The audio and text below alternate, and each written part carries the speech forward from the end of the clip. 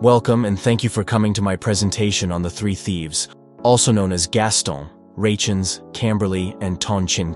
The three thieves are intriguing side characters, and I'm actually shocked by how Tape is now treating them in the main story. However, that is a spoiler that I will not go into at this time. You probably don't recall them very well. We haven't seen them since the first season in 2016. Thus, we had to wait 8 years to learn about them in the anime. But now that they've returned for the third season and play a relatively important role, I think it's worth dedicating this video to them. In this PowerPoint, I will tell you about their history before the anime, their motivations for changing, and what the future holds for them. While we know when these three thieves first started committing crimes in Lugunica's slums, for the purposes of this video, we'll start with each of their background stories. Little is known about Camberley's past. He is the group's dwarf, and while he appears to be a child, he is actually an adult member of the dwarf race, which explains his height. In fact, when he met Ezo, a magician from Felt's side, he used his race to approach him and take from him. As I previously stated, little is known about his background prior to episode 1, so we will leave it at that for the time being. As for GasTon, I recall reading in the past that he was a cook who ended up in the slums of Lugunica for unknown reasons. I believe he is the kindest of the three, and simply needed an opportunity to demonstrate his goodness. This is because, since Felt granted him a position, he has demonstrated a higher readiness to adjust than his colleagues. But now we come to Rachins, who I believe is the most interesting of the three thus far. You see, Rachins has an unusual story. It is known that he was neither born nor raised in the slums of Lugunica, but is actually a noble who fled his home for some reason and decided to settle in the slums. The most exciting part is that we already know who his father is. He is a noble who has already appeared in the anime, and I'm not sure disclosing his father's identity constitutes a spoiler. However, if you are curious about his identity, I will openly address it in the final part of this video, where I may elucidate without trouble. But, returning to Rachins, the most surprising aspect is that his father did not attempt to locate him and bring him home. Even though it appears that he and his father have a tumultuous relationship, there is another detail that adds to the strangeness of this relationship. Despite seemingly hating and despising each other, Rachins still has a way to contact his father, though he refuses to use it. It is believed that when Rachins initially arrived in the slums, he struggled great and may have died if Camberley had not sent GasTon to recruit and assist him. Since then, the three thieves have become inseparable, going through thick and thin together. Unlike the other thieves in the region, it appears that they had a good relationship with Felt while she was living in the slums. The fact that they attempted to injure her is never mentioned in the side stories, unlike other robbers in the neighborhood. A side story revealed that 3 or 4 months before Subaru arrived in the world of Lugunica, the thieves were temporarily imprisoned due to an incident. A politician from Wallachia had come to seek protection in Lugunica, and while passing through the city, hired a bunch of thieves to keep track of someone who was pursuing him. For some reason, this squad of thieves thought they could rob the very person they were supposed to be monitoring. A big mistake. The individual in question was none other than Cecilus Segment, known for having fought Reinhard on equal footing. Obviously, they were all defeated in the blink of an eye, but GasTon, Camberley, and Rachins were spared after revealing information about their employer. They didn't accomplish anything meaningful after that until episode 1, where it's revealed that they attempted to rob Ram and Emilia, in addition to Subaru. Obviously, they didn't stand a chance, but they deserve a small award for their efforts. That would be their lore before season 1, yet we know they were active between seasons 1 and 3. However, as the anime does not intend to cover this, I will have to do so. Shortly after Subaru made a fool of himself during the royal choosing, Felt returned to her former house, which had been demolished. As she observed the rubble of her former house, she was approached by 3 robbers who attempted to rob her. Despite their attempts, they were clearly afraid. They were not afraid of Reinhard, who was guarding Felt, not because they didn't know his power, which they did, but because there was something else that scared them more.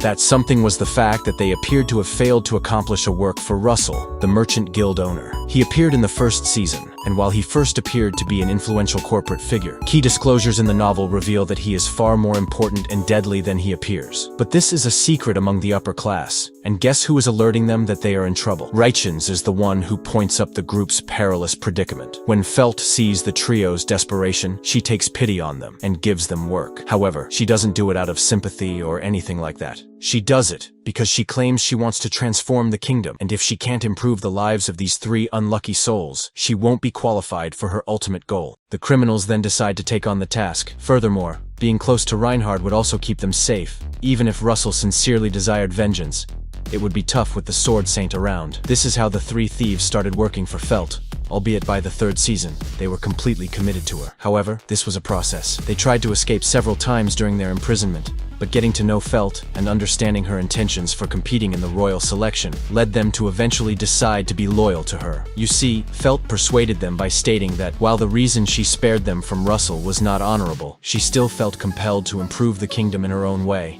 and that way would be through the eyes of a citizen from the kingdom's slums. This is why she sought their assistance, since she believed they would comprehend her viewpoint. They would eventually vow their fealty, kicking off a tough training process. Reinhard took care of training each of them. He assisted GasTon in channeling mana circulation, and he appears to have helped Camberley and Rachins with magic. While they were halfway through their training, a secondary story would unfold. This novel describes incidents that occurred in Felt's group between the second and third seasons. Things were pretty intense in this story. Camberley was implicated and kidnapped for a crime he did not commit. GasTon was severely assaulted by faction foes despite his mana-strengthening technique, and only Rachins, Reinhard, and Felt remained to tackle the difficulties in Felt's camp. While Reinhard has the strength to deal with some challenges, he lacks the skill to overcome situations that necessitate more discussion or creativity. This is where Rachins demonstrated his true abilities. With his level of education, he negotiated with the villain of this story. Rachins had everything to lose, and oddly, it was exactly what he wanted because he had laid the groundwork for his own defeat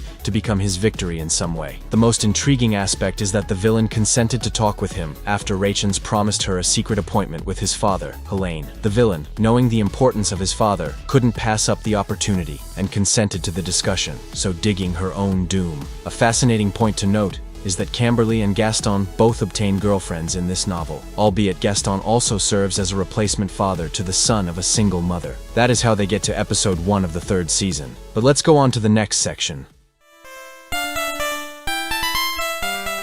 They started out with few talents, as seen by their defeat by Subaru in a failed loop. While their skills have improved over time, they fall short of Re:Zero's overall power. Of course, it is great that a group of mediocre individuals were able to hone their skills. GasTon, for example, mastered the flow of mana, allowing him to deflect a sword strike from Gluttony. However, while it was helpful, we must remember that Lebaton-Kaitos enjoys toying with his victim. So, if the Archbishop had taken the fight more seriously, GasTon's achievement might not have occurred. We also observed that he increased his combat ability, though not to spectacular levels, just enough to catch Subaru and Aldebaran off guard. Camberley, on the other hand, possesses divine protection, which is ineffective in fighting, but extremely beneficial with women. He can be highly competent in bed. He is claimed to be so talented that when he visits brothels, the prostitutes pay for his services. As a result, he has earned the nickname the Playboy of the Red Light District. We don't know if he has any magical abilities, but we saw him utilize a Metia left behind by Echidna, which needed a significant quantity of mana from the user. He could only use it since he was under the influence of a specific Bako at the time. If you don't know what Bako is, it's the fruit that granted Subaru mana throughout Arc 2. Finally, I believe Rachins has developed the most because, in my opinion, his training exceeds GasTon's. Rachins has learnt to utilize magic, and while he is not at a high level, we saw that he was willing to put his life in danger to cast a powerful mana spell to defeat his adversaries. It is reported that even Aldebaran was terrified and astonished by the tremendous flame he created. Furthermore, due to his noble heritage, he is the sharpest of the group, not only because of his bargaining with Helene, but also because we witnessed his cunning when he attempted to threaten Aldebaran. Unfortunately, due to external events, he was unable to obtain his desired outcome. But let us move on to the next section.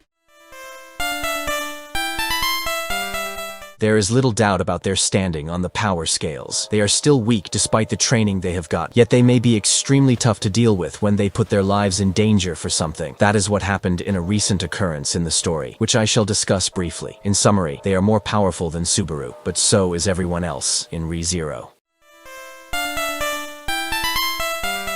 When it comes to their achievements, there is nothing outstanding to highlight. They are complete failures. I believe the only thing I could say is that, at the end of the day, they simply needed an opportunity to demonstrate that if they put their minds to it, they could travel the correct route. However, I'm not totally certain. In a side story, we witness Camberley continuing to steal from individuals, which could produce difficulties for Felt. After all, it would be detrimental to a contender for the throne if one of her subordinates engaged in unethical behavior. Perhaps only Rachins and GasTon are actually committed to assisting Felt. And now, we get to the portion I wanted to talk about the most. the spoiler section. After Arc 5, or more specifically, after the 3rd season, the thieves did almost nothing. There were no side articles about them, which proves this point. We only knew they were aiding with Pristella's reconstruction, which didn't take long. About 2 to 3 months after the events in Pristella, Felt summoned them to fight the traitor Aldebaran. They had the distinction of leading specific troops assigned to them. For example, Rachins was on the front lines, commanding soldiers and briefly negotiating with Aldebaran. He would have killed the traitor and his entire group if Aldebaran had not been able to use his authority. Rachins became outraged when he discovered that Reinhardt's father, Heinkel, was supporting the traitor and attempted to kill him. After all, Rachins sees his own struggles reflected in Reinhardt's troubled relationship with Heinkel, having experienced something similar with his own father, Rickard Hoffman, a high-ranking noble of the nation responsible for teaching etiquette to members of the royal family. At that point, Rachins said that Heinkel was Reinhardt's greatest difficulty and one of the people who made the knight's life the most unhappy. Rachins saw Heinkel's betrayal as the perfect opportunity to kill him. After an innovative bluff, he was successful in killing Heinkel. However, after witnessing the scene, Aldebaran felt compelled to interfere to save his comrade. Another reason I enjoyed Rachins' character so well was that his persistence and resolve to complete his task for Lady Felt appeared to evoke a terrible memory in Aldebaran. Rachins almost forced Aldebaran to break his own rule of not killing his foes. It's unknown why Aldebaran grew so upset after witnessing Rachins' steadfast tenacity. Perhaps observing his commitment to Felt reminded him of his own attachment to Priscilla. As I previously stated, I read this section with a poor translation, thus it is possible that it was for another reason, but I will reread it soon, and I will offer my thoughts. GasTon was also there during the conflict, but he was not on the front lines commanding troops. Instead, his role was to protect Rom, the military chief. When Aldebaran managed to spot Rom during one of his many loops, he was unexpectedly struck by GasTon's attacks, knocking him out and forcing him to circle again. Even after repeated efforts, Aldebaran was able to completely disable GasTon, but GasTon refused to let up, even if it meant losing a limb. Finally, we have Camberley. It appears that his mission was to remain by Lady Felt's side and protect her. When GasTon fell, Camberley surprised Aldebaran by attacking him with the media that Echidna had left behind. Aldebaran only managed to survive the impact by utilizing Heinkel's extremely strong physique as a human shield. Regardless, he acknowledged Camberley's skill because he was brandishing an Echidna weapon that required a large quantity of mana. And such is their story, at least until now, as I recount this portion. They are currently healing from their wounds, while Rom and Rachins appear to be preparing a plan to rescue Felt, who has been held as a prisoner of war by Aldebaran. But tell me, what did you think about the story of these 3 thieves?